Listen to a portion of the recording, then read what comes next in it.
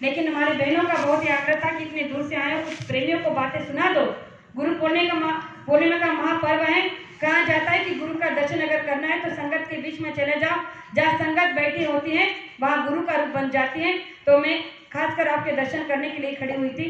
तो आज गुरु पूर्णिमा का महापर्व था और बिना गुरु के दर्शन किए अगर चले जाती तो मुझे बहुत बड़ा दोष लग जाता। तो प्रेमियों, ये दोष हमें मिटाना है और इससे बड़ा सुनहरा अवसर हमें कभी नहीं मिल सकता। तो एक उदाहरण मैं छोटा सा देना चाहती हूँ कि गुरु का साथ हमारा और हमारा गुरु के साथ कैसा व्यवहार रहना चाहिए, हमारा विश्वास गुरु पर कितना, गुरु का हम पर कितना विश्वास होना चाहिए, इसका छोटा सा 1 मिनट का प्रमाण मैं आपको देना चाहती हूँ। कि एक भक्त था जो रोज अपने गुरु के दरबार में जाकर नदी पार कर कर सत्संग सुनने के लिए जाता था। अब एक दिन सत्संग सुनते हुए समय हो गया, बारिश हो रही थी, जम के बारिश बरस गई और बीच में नदी थी। तो नदी पानी से लबालब भर गई और दोनों को उसे इस पार से उस पार जाना था, तो वो किनारे खड़ा रहा। अब गुरुजी ने देखा कि कब से खड़ा है, किनारे पार नहीं हो रहा है, उसे इस किनारे से उस किनारे घर भी जाना है। तो वो उसके पास चलकर आए, कहने लगे कि अरे क्या बात है, तुम अभी तक गए नहीं। तो उसने कहा कि कैसे जाओ गुरुजी, नदी बहुत बह रही है और नदी में तैरना मुझे आता नहीं और इसीलिए बहने का इंतजार कर रहा हूँ। तो उन्होंने कहा कि कोई बात नहीं, चलो मेरा हाथ पकड़ो, मैं तुम्हें इस पार से उस पार करा देता हूँ। जब उन्होंने कहा कि चलो मेरा हाथ पकड़ो, तो उस भक्त ने केवल सुना, कुछ नहीं किया। उन्होंने 1 बार कहा, 2 बार कहा, तीसरी बार जब उसे जोर से डांटा और उसके हाथ को ऐसे कस के पकड़ा, कहा कि अरे तुम्हें 3 बार कहा, सुनाई नहीं दिया कि मेरे हाथ को पकड़ो, तो तुमने पकड़ा नहीं। और तीसरी बार बोल के उसके हाथ को गुरु ने अपने हाथ में पकड़ लिया और नदी में उसे लेकर चलने लगे।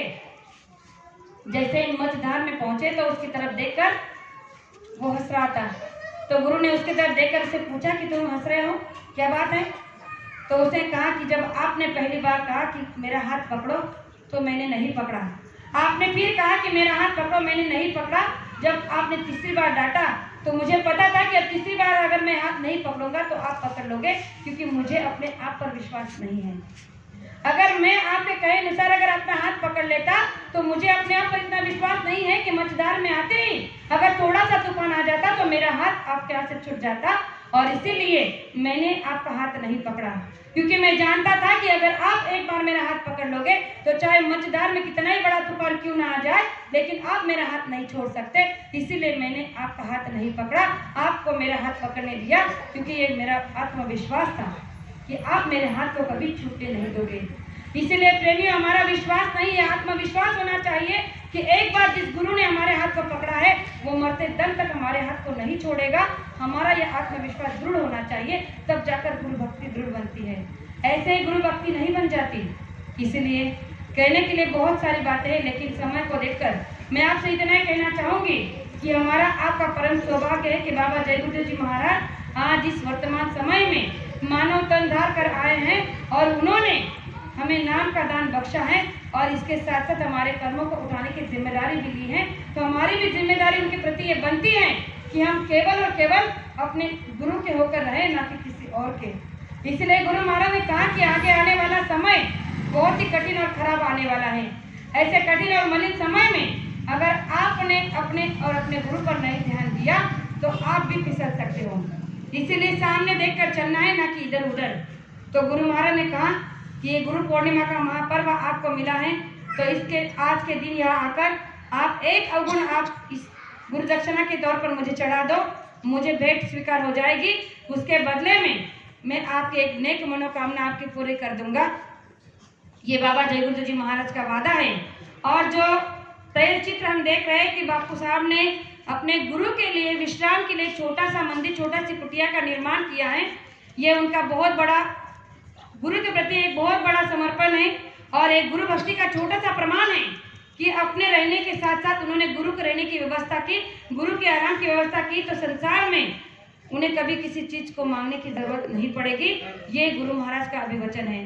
तो हम सबको भी इस बात पर ध्यान देना है और अपने गुरु के लिए ज्यादा कुछ नहीं तो कम से कम जो वादा हमने गुरु से किया है कि ध्यान भजन सुमिरन करेंगे, मेहनत ईमानदारी के साथ रहेंगे, तो इस वादे के साथ हमें आगे चलना है ताकि हमारा जीवन सुखी और समृद्ध हो जाए। प्रेमियों, परिवार में आज झगड़ा कलह कलेश हो रहा है, इसका एक ही मुख्य कारण है, वो है मांसाहार।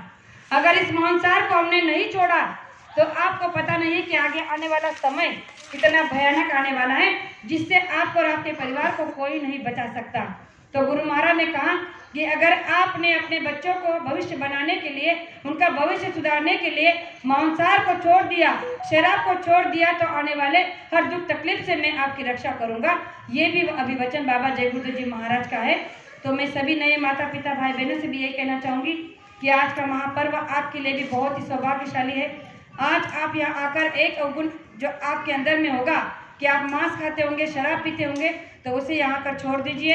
फिर देखना कि 6 महीने के अंदर में जो आपके घर परिवार में दुख कलेश हैं, जो आपकी मनोकामना अभी तक पूरी हुई नहीं है, या आपके कोई आर्थिक समस्या है जो अभी तक पूरी हुई नहीं है, तो गुरु महाराज ने कहा कि एक अवगुण को यहाँ छोड़कर आप जाने के बाद 6 माह के अंदर अगर आपकी मनोकामना पूर्ण नहीं हुई तो बाबा जी को बाबा जी मत कहना। तो ज़्यादा कुछ ना कहते हुए आज के इस महान गुरु पूर्णिमा के पर्व पर मैं आपसे इतना ही कहना चाहूँगी कि ऐसे गुरु संसार में बहुत कम लोगों को मिलता है और उनकी महिमा का क्या ही वर्णन करूँ। कहा जाता है कि 7 समंदर साई करूँ लेखन करूँ बनराज, 7 समंदर साई करूँ लेखन करूँ बनराज, सब धरती का कागज करूँ फिर भी गुरु गुरु लिखा न जाए। ये जो यहाँ पर खड़े होकर 1-1, 2-2 घंटे लोग बोलेंगे, कोई भी वक्ता, ये उनके आगे कुछ भी नहीं है। जो कहा ना कि 7 समंदर की साई कर कर अगर धरती का कागज बना दोगे तो भी गुरु की महिमा का वर्णन कोई भी संसार का प्रेमी नहीं कर सकता। इतना अनंत उपकार, अनंत महिमा गुरु महाराज की संसार में है, जिसकी कोई अंत नहीं और कोई इसकी महिमा का गुणगान नहीं कर सकता। तो हम आप क्या कर सकते हैं। लेकिन जो 2 शब्द बताने का मौका आप लोगों ने मुझे दिया, हो सकता है कहने में एक आध शब्द ऐसा निकल गया हो जो नहीं कहना चाहिए था, तो आपकी छोटी बेटी समझकर माफ करना ऐसे आशा करती हूँ और मेरे 2 शब्द को यही विराम देना चाहती हूँ। भूल चूक की माफी चाहती हूँ। जय गुरुदेव। फिर कभी मौका मिलेगा तो गुरु महाराज की तरफ से पूरी सेवा करने की कोशिश करूंगी। आज इन 2 शब्दों के साथ अपने वाणी को विराम